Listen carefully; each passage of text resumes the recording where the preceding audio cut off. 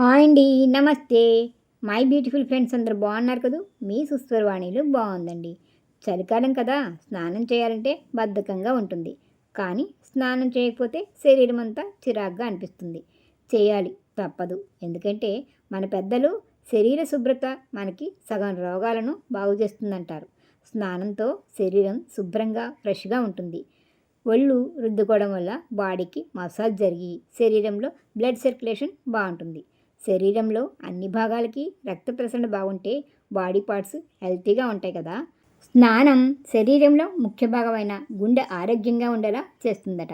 సరే మరి, శీతాకాలమని నీటిని బాగా మరిగిస్తే వేడివేడిగా స్నానం చేసేస్తాం. కొందరు ఆరోగ్యరీత్యా ఎప్పుడు వేడి నీళ్ళే చేస్తారు. అటువంటి వారిని మినహాయించి మిగిలిన వారు వేసవికాలం, శీతాకాలం, వర్షాకాలం ఇలా కాలం ఏదైనా సరే వేడి నీటితో కన్నా చని నీటితో స్నానం చేస్తే శారీరక, మానసిక ఆరోగ్యానికి ఎన్నో ప్రయోజనాలు కలుగుతాయని డాక్టర్లు చెప్తున్నారు. అవేమిటంటారా? చన్నీటితో స్నానం చేస్తే శరీరంలో రోగనిరోధక శక్తి పెరుగుతుంది. అనారోగ్యాలతో పోరాడే తెల్ల రక్త కణాల సంఖ్య పెరుగుతుంది. రోజు చన్నీటితో స్నానం చేస్తే సులువుగా అనారోగ్యాల బారిన పడకుండా ఉండొచ్చట.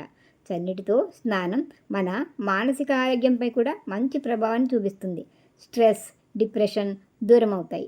మనసు ప్రశాంతంగా ఉంటుంది. మెదడు పనితీరు పెరుగుతుంది. రోజంతా ఉత్సాహంగా ఉంటారు.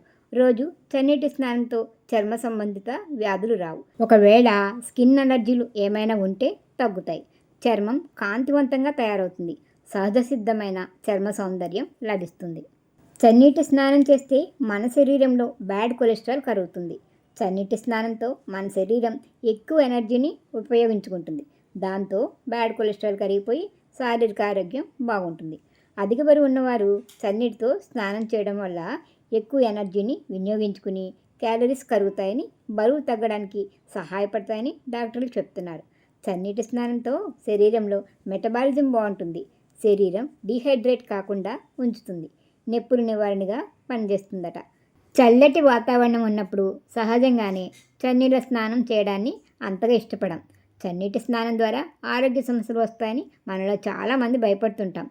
కానీ చల్లటి వాతావరణం ఉన్న చన్నీటి స్నానానికి అలవాటు చేసుకుంటే మనలో పట్టుదల కూడా పెరుగుతుందని మానసిక నిపుణులు చెప్తున్నారు. మన దేశంలో ఉందో లేదో తెలియదు కానీ విదేశీయులు కండరాల నొప్పులు తగ్గించుకోవడానికి, మెంటల్ స్ట్రెస్ నివారణకి, శరీరంలో ఉండే ఎక్స్ట్రా క్యాలరీస్ కరిగించుకోవడానికి, వెయిట్ లాస్ అవ్వడానికి, స్కిన్ బ్రైట్గా అవ్వడానికి ఐస్ బాత్లు చేస్తుంటారని అబ్రాడ్లో ఉన్న నా దోస్తులు చెప్తుంటారు. తలలో మంచిగా రక్త ప్రసరణ జరగాలన్నా, తల వెంట్రుకలు బాగా పెరగాలన్నా, మైండ్ కూల్గా ఉండాలన్నా చన్నీటితో తలస్నానం సహాయపడుతుంది. నిద్రలేని సమస్యతో బాధపడే వారికి చన్నీటి స్నానం బాగా ఉపయోగపడుతుంది. పిల్లలకి చిన్నప్పటి నుండే చన్నీటి స్నానం అలవాటు చేయడం మంచిదని ఆరోగ్య నిపుణులు సూచన చేస్తున్నారు. చన్నీటి స్నానంతో మెదడు రిలాక్స్గా అవుతుంది. చన్నీళ్లతో తలస్నానం చేసేటప్పుడు ముందే నేరుగా తలపై చన్నీళ్ళు పోసుకోకుండా ముందుగా చేతుల మీద, కాళ్ళ మీద వేసుకున్న తర్వాతే తలపై నుండి నీరు పోసుకోవాలని అంటున్నారు. చన్నీళ్ళ స్నానం కండరాలు బలంగా తయారవుతాయి. చలికాలంలో చేసే ఎక్సర్సైజులు ఇతర శారీరక శ్రమ చేసేవారికి మేలు చేస్తుంది. వాకింగు, జాగింగు, జిమ్ ఎక్సర్సైజులు చేసేవారికి కండరాల నొప్పి నుంచి చన్నీటి స్నానం ఉపశమనం కలిగిస్తుంది. అలాగే దమనంలో రక్త ప్రసరణ బాగా జరిగి గుండె ఆరోగ్యానికి మేలు జరుగుతుందని, చన్నీటి స్నానం వల్ల బీపీ కంట్రోల్లో ఉంటుందని, శరీరంలోని మలినాలను, బాడీ డిటాక్సిన్ని సులభంగా బయటికి పంపిస్తుందని డాక్టర్లు చెప్తున్నారు. కొందరు ఉంటారబ్బా, ఏ కాలం ఏదైనా చన్నీళ్ళ స్నానాన్ని బాగా ఇష్టపడతారు. అటువంటి వారు మా ఇంట్లో కూడా ఉన్నారు. కూల్ బాత్ ఇష్టపడేవారు మీ ఇంట్లో కూడా ఉన్నారా అండి? కానీ కొందరికి కుదరదులేండి. వాతావరణ ప్రభావం చేత శరీరానికి ఏది అవసరమో అది ఏర్పరచుకుంటే బాగుంటుంది.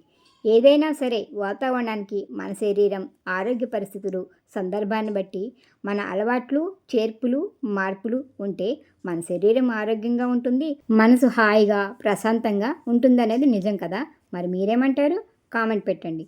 వీడియోకి లైక్ ఇచ్చి వీడియోని మరికొందరు చూసే అవకాశాన్ని ఇవ్వండి అబ్బా. మన ఛానల్ని సబ్స్క్రైబ్ చేసి పక్కనే ఉన్న బెల్ సింబల్ని క్లిక్ చేయండి. నేను ఎప్పుడు వీడియో పెట్టినా మీకు నోటిఫికేషన్ వచ్చేస్తుంది.